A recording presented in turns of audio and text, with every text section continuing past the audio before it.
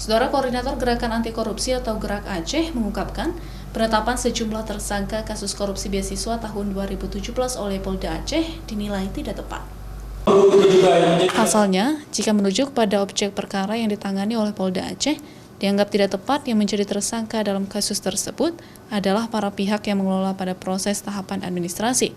Menurut Askalani, perkara ini bisa dilihat secara utuh diantaranya mereka yang memperkaya diri sendiri, dan salah satu pihak yang diduga terbukti melakukan adalah oknum anggota DPRA, yang juga melakukan unsur perbuatan secara terencana dan sangat terstruktur.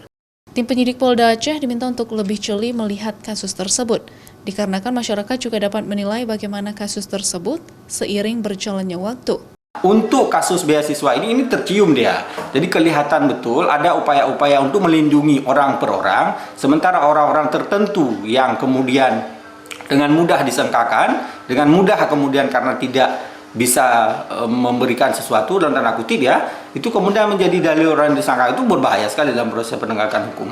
Harusnya proses penegakan hukum itu utuh dia dilihat. Siapa yang melakukan perbuatan, apa kemudian dalil perbuatan itu kemudian sehingga merugikan kerugian keuangan negara. Kasus korupsi beasiswa tahun anggaran 2017 tersebut saat ini telah menetapkan 7 orang tersangka.